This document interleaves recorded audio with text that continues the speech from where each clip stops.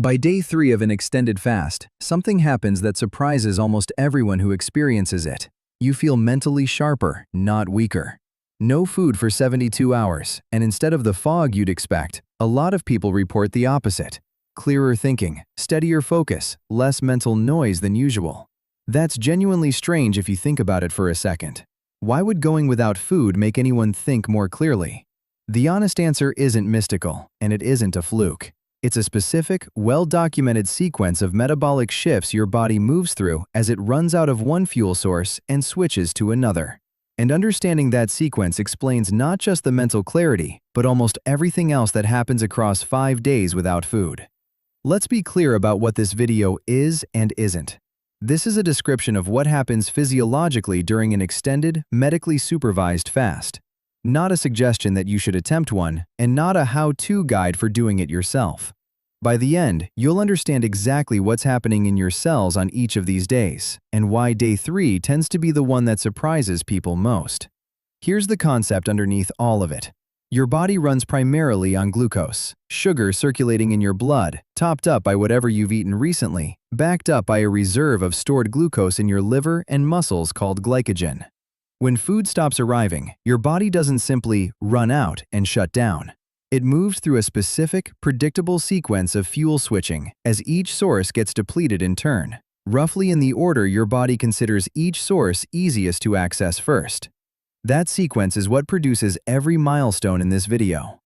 So here are the 4 milestones that show up across 5 days without food, roughly in order, though the exact timing varies somewhat person to person, depending on factors like existing glycogen stores, body composition, and activity level.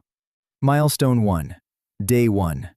Within the first day, your insulin levels drop significantly, since insulin's main job is managing incoming glucose from meals, and none is arriving. As insulin falls, your kidneys respond by releasing more sodium and water, which is why a rapid drop in scale weight on day 1 is mostly water, not fat. A distinction that matters because it's frequently misread as fat loss when it isn't. At the same time, your body starts drawing down its glycogen reserves, the stored glucose sitting in your liver and muscle tissue, to keep blood sugar stable in the absence of food. This isn't a crisis response. It's the same system that handles the normal overnight gap between dinner and breakfast, simply extended well beyond its typical duration. Milestone 2. Day 2. This is widely reported as the hardest day, and there's a specific mechanistic reason why. Glycogen reserves are limited, typically enough to last somewhere in the range of 1 to 2 days of normal activity, and as those reserves run low on day 2, your body is caught in a transitional zone. Not enough stored glucose to comfortably coast on, and not yet fully switched over to burning fat for fuel. This transitional gap is exactly why day 2 commonly produces the most noticeable hunger, irritability, and low energy of the entire 5 days. It's not a sign that fasting is going badly. It's the specific, predictable signature of a fuel source handoff in progress, and it resolves on its own once the switch to fat burning completes. Milestone 3. Day 3. And this is the one worth slowing down for, because it's the one most people don't expect. By day 3, your body has substantially completed the switch to burning fat for fuel, producing ketones, an alternative fuel source your brain can use efficiently in the near-total absence of glucose. Ketones aren't just a backup fuel. For the brain specifically, they burn cleanly and produce a notably stable energy supply, without the blood sugar swings that glucose-based fueling can produce.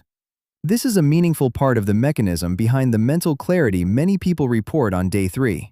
A stable, alternative fuel source reaching the brain, instead of the fluctuating glucose supply it normally runs on, which for many people is actually less consistent, day to day, than a fully switched-over ketone supply turns out to be. Day 3 is also when a cellular process called autophagy meaningfully increases. Autophagy is your cell's internal cleanup system, a process where cells break down and recycle their own damaged or dysfunctional internal components, essentially clearing out cellular debris that accumulates over time. Under normal, well-fed conditions, this process runs at a low background rate, since cells are generally focused on growth and normal function rather than internal maintenance. Under the specific cellular stress of prolonged glucose scarcity, autophagy activity rises substantially, as cells shift priorities toward internal maintenance and recycling rather than growth. A genuine, measurable shift in cellular behavior, not a vague wellness concept. Milestone 4, Days 4 and 5.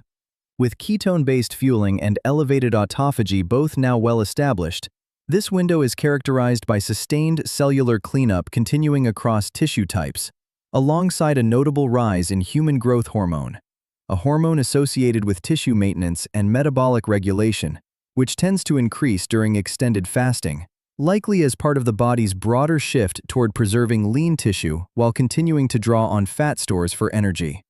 This combination, active cellular cleanup alongside a hormonal signal favoring tissue preservation, is part of why extended fasting research has drawn scientific interest well beyond weight management specifically. Before we go further, if this kind of mechanism-first explanation is something you find genuinely useful, subscribing helps this channel keep making more of them. Here's what this whole sequence actually reveals, stepping back from the day-by-day detail. Your body has a remarkably well-organized, evolutionarily old capability to shift into a repair and conservation mode when food is scarce. This isn't a modern biohacking trick. It's a metabolic pathway humans have had for as long as food scarcity has existed as a survival pressure, which is to say, for essentially all of human evolutionary history.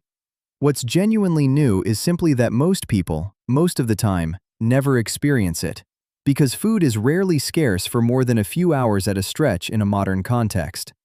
This is worth naming directly because it's easy to hear autophagy and HGH increase and walk away thinking extended fasting is something everyone should be doing. That's not what this video is saying, and here's exactly why. Extended fasting of this duration is not appropriate for a significant number of people, and this isn't a minor footnote.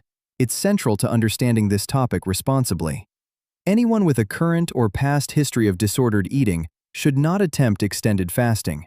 The physiological description in this video is not a recommendation, and multi-day food restriction carries real risk for anyone with that history, regardless of the framing.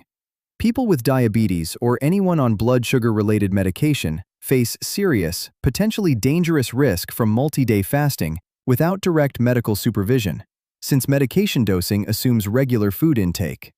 Pregnant or breastfeeding individuals should not fast for extended periods.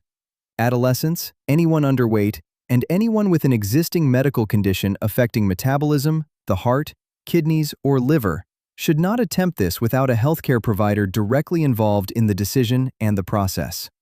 Extended multi-day fasting outside of a medically supervised context carries genuine risk, including electrolyte imbalances that can affect heart rhythm, and should not be undertaken based on a video, including this one. What this video is describing is a documented physiological process, not a personal recommendation. The distinction matters, because understanding what autophagy is, or what happens to insulin and ketones during a fast, is genuinely interesting and scientifically real, without that understanding functioning as instructions for you to replicate the process yourself. So here's the honest summary. Day 1 brings an insulin drop and water weight loss as glycogen reserves begin drawing down. Day 2 is the hardest, caught in the transitional gap between glycogen depletion and the fat-burning switch. Day 3 brings a substantially completed shift to ketone-based fueling, which is a meaningful part of why mental clarity commonly improves, alongside a significant rise in autophagy. Days 4 and 5 bring sustained cellular cleanup and a notable increase in growth hormone. None of this happens because the body is malfunctioning or struggling.